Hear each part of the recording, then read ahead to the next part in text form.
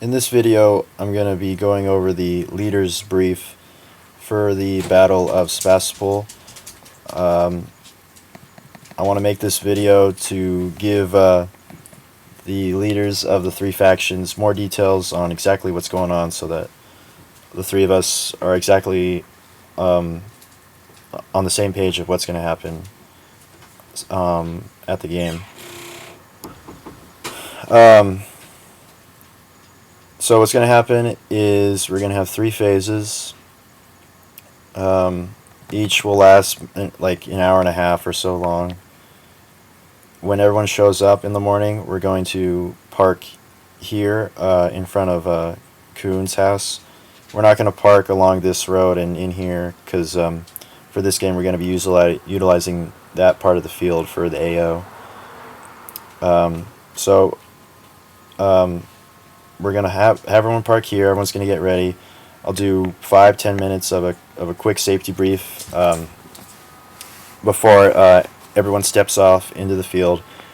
We're going to be in the field all day, so if people didn't get that in the mission brief online, they'll hear it again Saturday morning in the assembly area. Once everyone's ready, the three NATO Marshall's going to take the NATO forces patrol ruck down the gravel road into this area of the field. It's right next to the house under construction, the east side. And I'll probably have to just run with Marshall there real quick. Or I could just figure out a way to tell you. It's a grass clearing east of the house under construction. It's right there.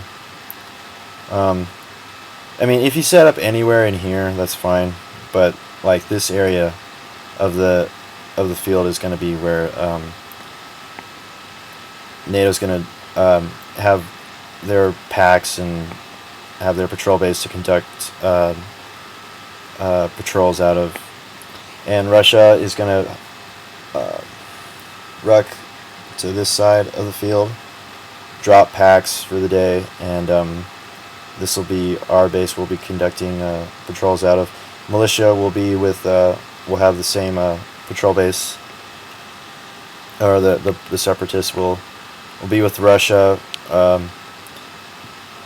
and from there, Hugo will brief the separatists probably over here. I'll be briefing Russia over here. NATO will be doing their mission brief with his guys over here. When you do your mission briefing, you want to read the op word, give a brief, like tell them the situation. And then you include in there, like the whole storyline, like what exactly is going on. Russians have taken over the town of Sevastopol, and they have support from the militia, which is the pro-separatist. And NATO has inserted into the town of Sevastopol, and they're protecting the town itself. We're gonna the construction is going to signify the town of Sevastopol, and the idea is NATO is protecting the town and trying to push the Russians out of the area. So include that whole storyline I have in the brief in the op word, just to immerse the player a little bit more, let them give them a sense of what exactly we're trying to recreate here. So when you're going to read the op word, you're going to plan your mission. You're going to line up your guys, make squads, fire teams, and do like a pre-combat check or something. If we have time, which I don't know if we will, go through 1 or 2 rehearsals of react to contact, and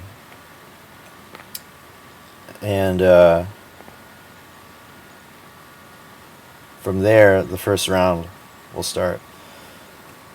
Both Russia and NATO are going to be looking for a downed pilot in this area of the field. There's a American recon plane that was shot down, and the Russians are trying to capture him. NATO's trying to rescue them. Um, and while that's happening, while NATO and Russia are going to be sending out patrols looking for the downed pilot, the militia, the pro-separatists, are going to be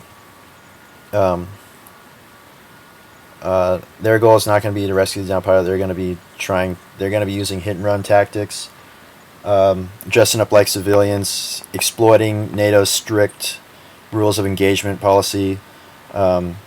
The rules of engagement for NATO will be like, if they don't see a weapon on the separatists, don't shoot, consider them civilians. So the pro-separatists are going to be, stashing their weapons, harassing NATO, and using very unconventional tactics.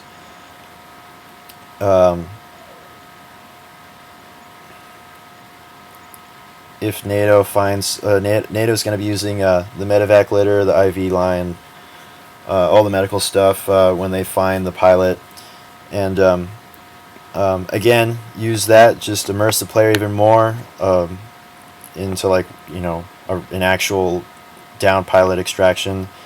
NATO's going to have 4+ guys carrying the down pilot with the medevac litter.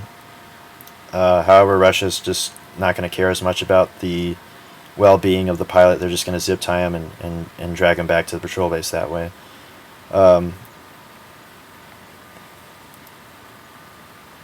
And the CCP for both forces will be determined by the commanders, the NATO and the Russian commander. The militiamen are going to have a slightly different respawn rule than the other two factions. Since this is their homeland, they're just going to respawn 100 feet away from the engagement from the front line, and then respawn that way, because the idea behind that is this is their homeland, and there's a lot of them, and that'll also be a force multiplier to compensate for the larger NATO force. And then depending on who gets the pilot first and brings it back to the patrol base, will determine what's going to happen for the second round. So if NATO, whoever successfully brings back the pilot to their patrol base is going to be defending their patrol base for the second phase. The storyline behind that is, for NATO, they got to wait for they have an extraction time that they have to wait for before the helicopter can come and rescue the pilot. And the Russian force is going to hold the pilot, interrogate him, and hold him at the patrol base. And the way this is going to work is, whoever's defending their patrol base, let's say it's NATO, their CCP will it'll reside within their patrol base. That's the only place where they can go to respawn. And so they'll be defending. Russia will be assaulting. They're going to use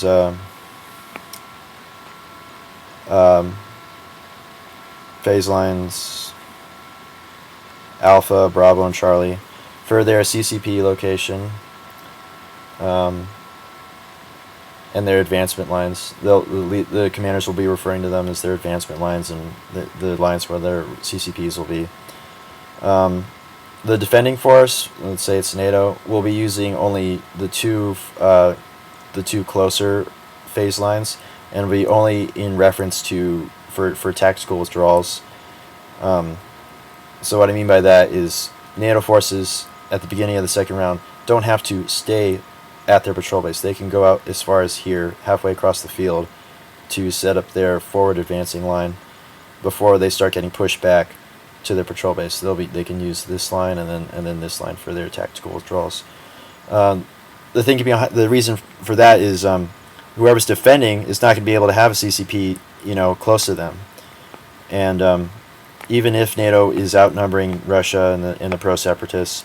Oh, by the way, for the second phase, militiamen are just going to be the separatists are going to be doing the same thing as Russia, but if whoever's defending is going to have their CCP all the way at their patrol base. So if they are able to hold this line, if they are able to make it all the way to the halfway across the field and meet the enemy there, they're not going to last very long, because the area where they need to respawn is going to be so far away that there's going to be a shift in the front lines, and eventually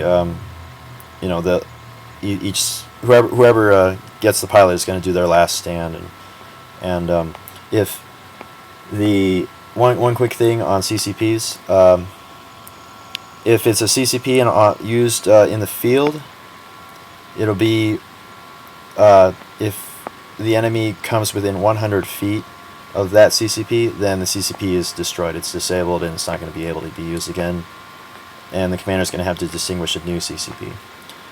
Patrol-based CCPs that reside either in the outposts or the patrol bases. Once the perimeter of that base is breached by the enemy, then the CCP is inactive. The people defending are going to have to push out that breach in their perimeter so that the CCP can become active again. The reasoning for that is we don't have anyone respawning right next to the enemy and then shooting them. When that happens, the game just really gets bogged down and no one really has a good time. An example is Sunday morning at Jump to Crimea, where the CCP was like right next to the enemy. I do not ever want to have that. If that happens, it's just disaster, as we've experienced. That was fucking gay. Okay, so for the third and final phase, the pilot's going to be out of the equation. We're still going to have a guy. I mean, it's one of the, I think Mark, I forget his name. He volunteered to be like a role player. I still haven't figured out what I'm going to do with him for the third round, since he's not going to be a pilot. But for the third phase, whoever assaulted is going to be defending, and whoever defended is going to be assaulting. And what the defenders are going to be defending is the outposts. It is that where those entrenchments are that we dug to use to make a base out of for previous games. That's going to be called the outpost for this game. And we got a couple things going on with this phase.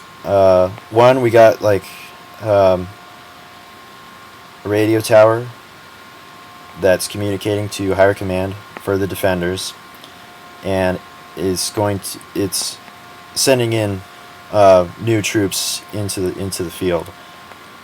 The attackers are going to want to take out that radio tower so that the defenders will lose communication with higher command, and they're not going to be able to radio in for more troops, and they're going to lose their respawns. So whoever's defending is going to situate guys here, having a good sector of fire on here, so that doesn't get taken out right away. It's going to take a lot of effort for the attackers to take that out.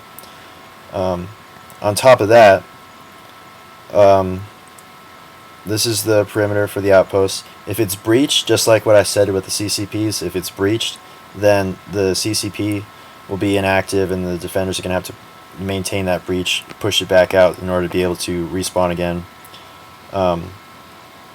But if the radio tower gets taken out, there's nothing they can do about it. They're just going to have to rely on the medics to continue their respawns, which wouldn't last very long, which is the whole point. The defenders are gonna lose for the third and final round. For the attackers, the CCP is gonna be like 100 feet or so outside the outpost perimeter, and the CCP location, more specifically inside the outpost, is going to be on the rear side of the gravel road running through it, and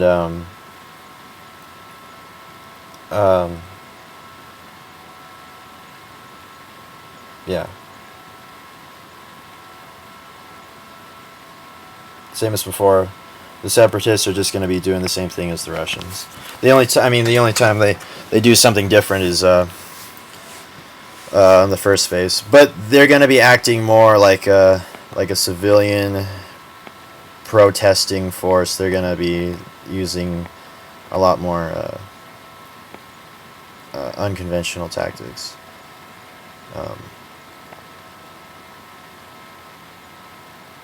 They'll be like, the separatists. I'll tell Hugo, you know, don't act like civilians. Act like you're protesting, but shoot NATO as well. But use those hit and run tactics. Maybe have like a group pretend to be civilians and then distract NATO, and then while they're doing that, there's another group of militiamen that hit them. Like that, and it'll also be important. Like, we tell no one to go in here. No one goes in here. That's just a town, and to go into the town would be catastrophic. Okay, I think that's it. I think those are just the details I wanted to hit with you guys, just to make sure that all three of us are on the same page of what exactly is going to happen for the game. And I'm looking forward to it. It should be kick-ass. I've never put this much planning into a game, and I think it'll be very successful. Okay, thanks guys.